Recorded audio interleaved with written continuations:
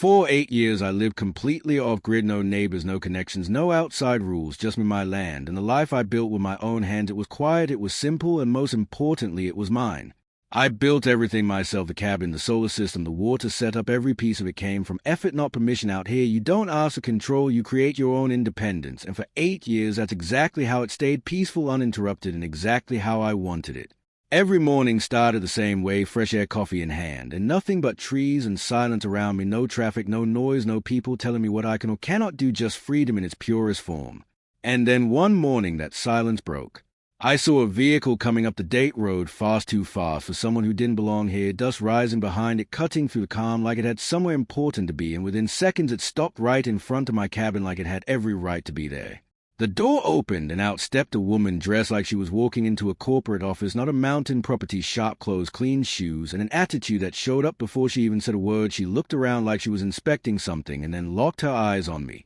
She didn't introduce herself, didn't ask who I was, didn't even hesitate. She walked straight up to me and shoved a piece of paper in my hand like it was already settled.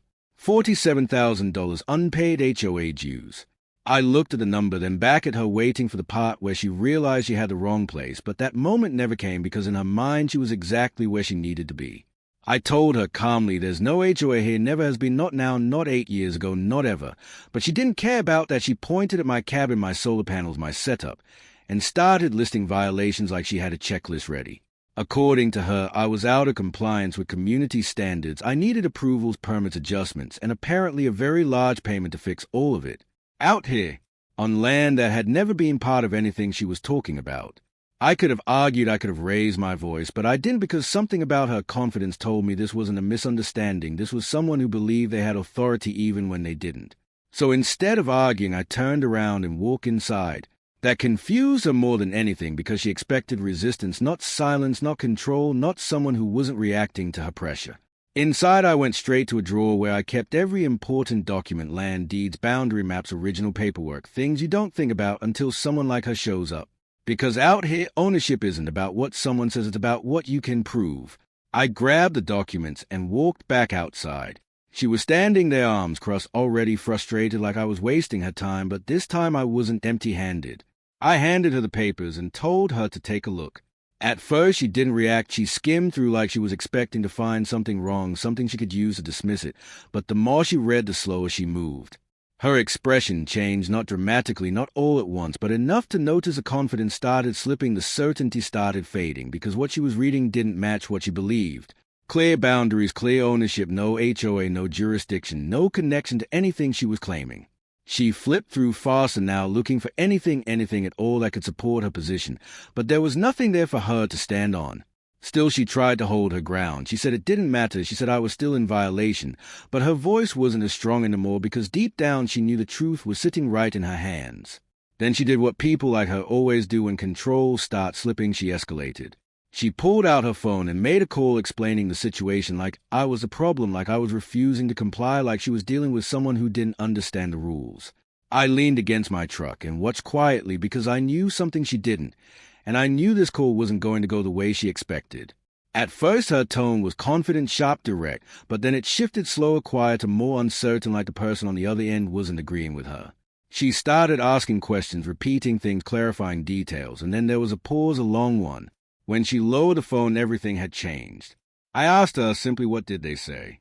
She hesitated, avoided eye contact, and for the first time since she arrived, she didn't have immediate control over the conversation. Then she said that your land isn't part of the HOA. Simple, clear, and finally honest. I nodded because that was always the truth. She stood there holding the same paper that meant nothing now, the same document she walked in with full authority, now just ink on a page with no power behind it. I told her calmly, next time check boundaries before making claims, not as an insult, not as a threat, just as a fact.